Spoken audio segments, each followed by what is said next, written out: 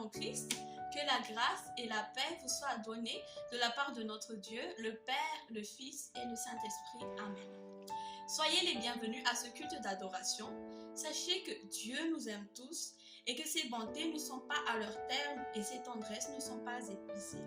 Et elles se renouvellent chaque matin.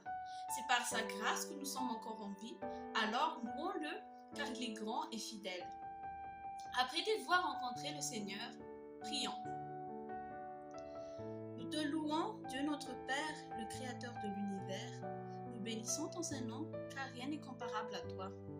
Toi seul peux nous protéger avec puissance et toi seul peux nous rendre libres. Nous te bénissons, Seigneur Jésus-Christ, car tu as donné ta vie pour nous rendre notre véritable humanité. Tu as tout payé sur la croix pour que nous ayons la dignité d'être enfants de Dieu. Nous t'adorons, Esprit Saint, car c'est toi qui rassembles pour constituer l'Église. C'est toi qui nous procure la joie de louer, la force de servir et le courage de témoigner. Loué sois-tu, Dieu 3 fois saint, l'auteur de tous les bienfaits dont nous jouissons tous les jours. Merci de nous avoir délivrés de la fosse de la mort. Merci pour la guérison de nos maladies. Merci pour le maintien de notre foi. Merci de nous avoir rassemblés à travers cette vidéo. Aide-nous, Seigneur, à renouveler notre engagement pour toi. Pardonne-nous nos péchés et purifie nos cœurs. Viens, Seigneur, viens et console et apaise nos esprits tourmentés. Sème la joie dans nos cœurs affligés et fais germer en nous l'amour d'espérance. Dans le nom de Jésus-Christ, prions. Amen.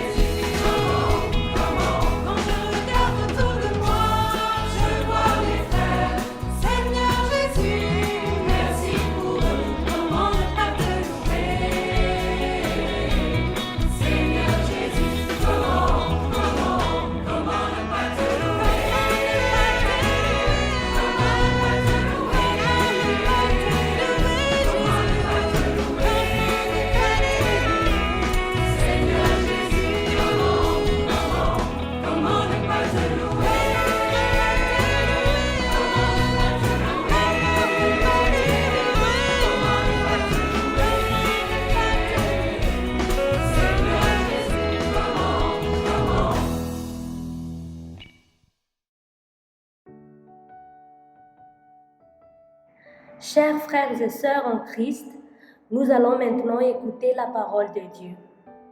Notre lecture se trouve dans l'épître de Paul aux Romains, Romains chapitre 8, versets 26 à 30, au nom de Jésus. De même, l'Esprit vient nous aider dans notre faiblesse.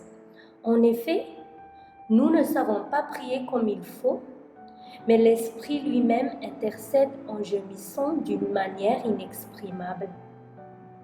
Et Dieu qui scrute les cœurs sait ce vers quoi tend l'Esprit, car c'est en accord avec Dieu qu'il intercède pour ceux qui appartiennent à Dieu.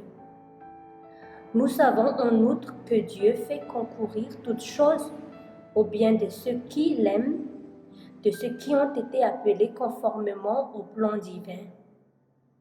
En effet, ce que Dieu a connu d'avance, il les a aussi destinés d'avance à devenir conformes à l'image de son Fils, afin que celui-ci soit l'aîné de nombreux frères. Ce qu'il a ainsi destinés, il les a aussi appelés à lui. Et ce qu'il a ainsi appelés, il les a aussi déclarés justes. Et ce qu'il a déclaré juste, il les a aussi conduits à la gloire. Amen.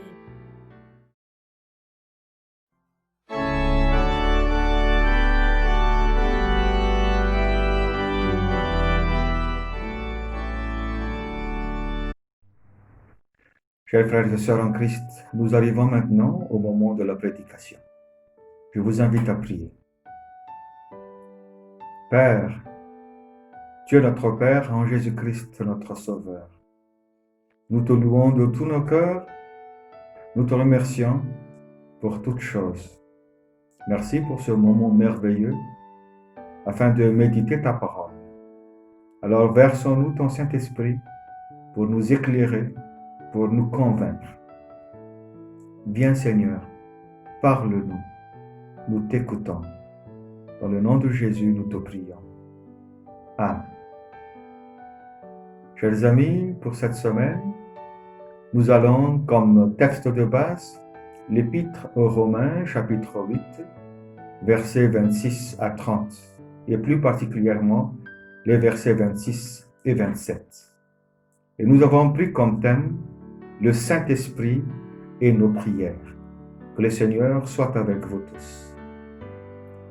Nous savons tous que c'est l'apôtre Paul qui a écrit cette épître lors de son 3e voyage missionnaire, quand il se trouvait à Corinthe, en Grèce, probablement entre l'an 55 et 56 après Jésus-Christ. L'épître aux Romains est la plus longue parmi ces lettres, car elle contient l'explication la plus complète de la doctrine de la justification par la foi en Jésus-Christ. L'épître contient aussi de nombreux enseignements, dont celui sur l'œuvre du Saint-Esprit. Aujourd'hui, nous allons étudier l'œuvre du Saint-Esprit par rapport à nos prières. Le Saint-Esprit et nos prières. La première vérité est la suivante. Le Saint-Esprit intercède aussi en notre faveur. Le Saint-Esprit intercède aussi en notre faveur. Nous avons souvent entendu que Jésus-Christ intercède en notre faveur à la droite du Père. Mais ici, la parole de Dieu nous révèle au verset 26 que le Saint-Esprit intercède aussi en notre faveur par des soupirs inexprimables. Ces deux informations nous montrent, une fois de plus, l'engagement indéfectible de Dieu envers nous, afin que nous soyons bien assistés. Dieu a fait monter son Fils pour intercéder pour nous dans le ciel, et il a envoyé par la suite le Saint-Esprit pour que celui-ci intercède pour nous et à travers nous sur la terre. Ainsi, nos prières sont à la fois terrestres et célestes. Et cela me rappelle la révélation de Jésus dans Matthieu 18, lorsqu'il dit « Je vous le dis en vérité, tout ce que vous lierez sur la terre sera lié dans le ciel, et tout ce que vous délierez sur la terre sera délié dans le ciel. » Et le verset 27 est encore plus surprenant. « Et celui qui sonde le cœur connaît quelle est l'intention de l'Esprit. C'est selon Dieu qu'il intercède en faveur des saints. » C'est le Père qui sonde le cœur, bien évidemment. Et le Père comprend d'autant plus l'intention de l'Esprit qui pense ce que pense le Père. Alors, n'oublions pas cette réalité. Le Saint-Esprit intercède aussi en notre faveur. Et cela devrait nous fortifier. La deuxième réalité, c'est que le Saint-Esprit nous initie à la prière. Le Saint-Esprit nous initie à la prière. C'est vrai que l'exhortation à la prière est suffisamment présente dans les Saintes Écritures. Mais ici, on nous informe que le Saint-Esprit nous initie particulièrement à la prière, car il vient en aide. Il nous vient en aide selon le verset 26. C'est vrai qu'en tant qu'être de chair, c'est pas évident de prier. Comme il est indiqué au verset 5 du même chapitre, si nous vivons seulement selon la chair, nos tendances s'affectionnent seulement aux choses de la chair et nous ne saurions jamais prier. Heureusement que nous avons le Saint-Esprit en nous, car seuls tous ceux qui sont conduits par l'Esprit de Dieu sont fils de Dieu, selon le verset 14. Alors le Saint-Esprit, demeurant en nous, nous incite à prier Dieu. Et la révélation, c'est que le Saint-Esprit prie avec nous. Le Saint-Esprit s'unit à nous-mêmes dans la prière. Et seul le Saint-Esprit est capable de porter nos prières à Dieu le Père. C'est peut-être compliqué à comprendre, mais on peut emprunter l'image des vagues de la mer pour essayer de l'expliquer. De notre point de vue, il n'y a que la surface de l'eau et les vagues. Mais les vagues que nous voyons sont portées par des courants puissants que nous ne percevons jamais. De la même manière, nos prières ne représentent qu'une infime partie de l'œuvre de l'Esprit, celle qui est visible à l'image des vagues. Mais l'essentiel se passe à un autre niveau, dans l'action de l'Esprit qui pourtant nous reste le plus souvent imperceptible. Et c'est là qu'interviennent les soupirs ou les gémissements inexprimables du verset 26. Troisième vérité, le Saint-Esprit complète nos prières. Le Saint-Esprit complète nos prières. Je répète une partie du verset 26. L'Esprit nous aide dans notre faiblesse, car nous ne savons pas ce qu'il nous convient de demander dans nos prières. Alors ne soyons pas tentés à instrumentaliser nos prières, car la force et l'efficacité de nos prières ne résident pas sur le fait que nous ayons toutes bien formulé nos demandes. Déjà là-dessus, on ne saurait jamais tout formuler devant Dieu. Nos louanges manqueraient toujours. Nos remerciements ne suffiraient sûrement pas par rapport à la bonté de Dieu. Et bien que sincères, nous n'arriverions jamais à tout nous souvenir de tous nos péchés dans nos confessions. Justement, c'est là que le Saint-Esprit intervient. Mais cela ne veut pas dire pour autant que ce n'est plus la peine de prier, car le Saint-Esprit le fait déjà. Ou on peut bâcler les séances de prière parce que le Saint-Esprit le fait déjà à notre place. Non. Nos prières sont très importantes aux yeux de Dieu. C'est nos prières qui font de nous enfants de Dieu. Et l'Esprit Saint ne vient pas aussi nous enlever nos faiblesses. Nos faiblesses dans la prière n'est pas une mauvaise chose, car nos demandes représentent souvent un point précis dans le temps. Mais le Saint-Esprit se place avant, pendant et après ce point. Le Saint-Esprit corrige nos intercessions maladroites. Le Saint-Esprit œuvre afin d'orienter nos mobiles cachés. Et c'est le Saint-Esprit qui transmet au Père. Quatrième et dernière vérité. Le Saint-Esprit nous fait découvrir le Père par la prière. Le Saint-Esprit nous fait découvrir le Père par la prière. Au verset 16 du même chapitre, le Saint-Esprit est décrit comme esprit d'adoption, par lequel nous crions « Abba, Père ». Maintenant, c'est clair. Le Saint-Esprit nous initie à la prière malgré nos faiblesses, afin de découvrir le Père. Afin de découvrir le Père. Donc, c'est le Saint-Esprit qui instaure chez nous le sentiment de filiation à Dieu. C'est par le biais du Saint-Esprit que le Père nous a adoptés. Et c'est par le Saint-Esprit que nous pouvons appeler Dieu Abba, Père, notre Père. Puisque Dieu est esprit, il faut prier pour le voir. Il faut qu'on l'adore en esprit et en vérité. Combien c'est merveilleux de redécouvrir une telle vérité. C'est pourquoi nous nous sentons toujours fortifiés après les prières. Nos prières sont effectivement notre réponse à l'appel de Dieu, nous qui sommes appelés selon son dessein, d'après le verset 28. Chers frères et sœurs, je vais terminer. N'oubliez pas que la prière constitue nos forces, et c'est le Saint-Esprit qui les valorise. Le Saint-Esprit nous initie à la prière. Le Saint-Esprit s'unit à nous à travers la prière afin de nous faire rayonner dans des situations d'épreuve et de souffrance et par la suite demeurer fidèles jusqu'à la fin. Alors, n'éteignez pas l'Esprit qui est en vous. Soyez toujours à son écoute et que celui qui a des oreilles entende ce que l'Esprit dit aux églises. Amen.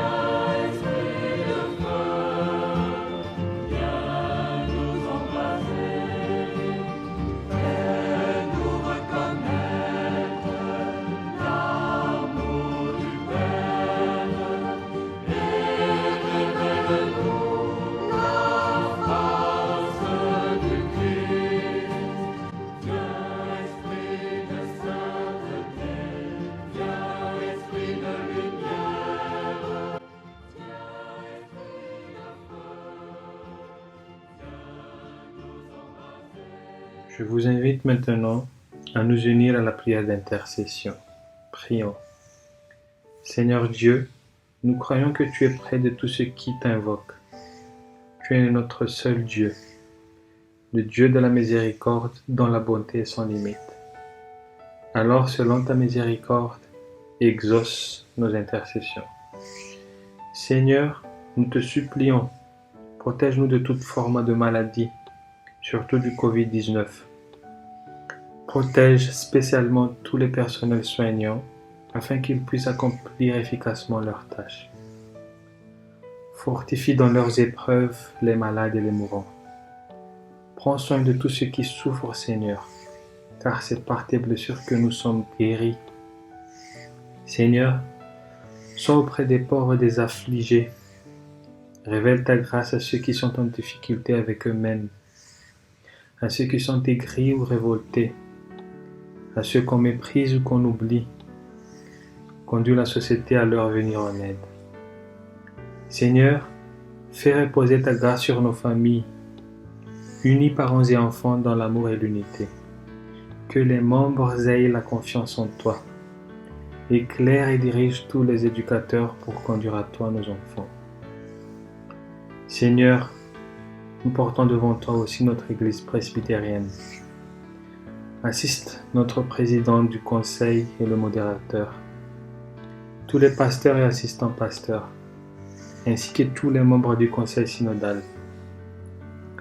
Donne leur sagesse, intelligence, amour et humilité pour pouvoir mener notre Église vers une vive spiritualité, vers l'unité et le développement. Seigneur, puisque tu es le chef de l'Église universelle, veille sur ton Église qui combat sur terre.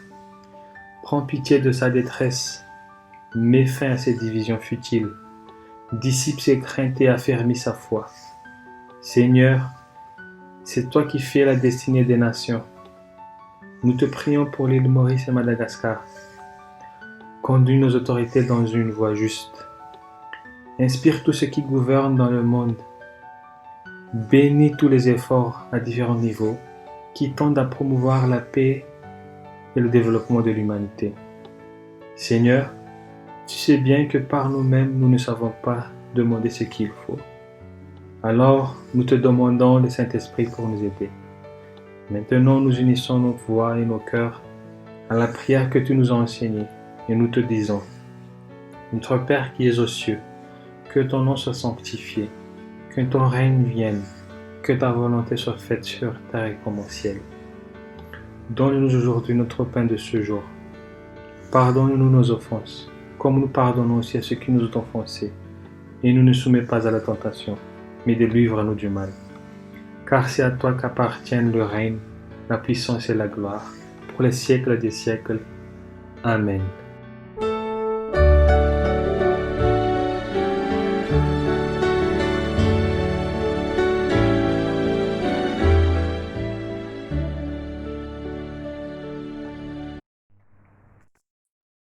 Recevez maintenant la bénédiction de notre Seigneur. Que la grâce de notre Seigneur Jésus-Christ soit avec votre esprit. Amen.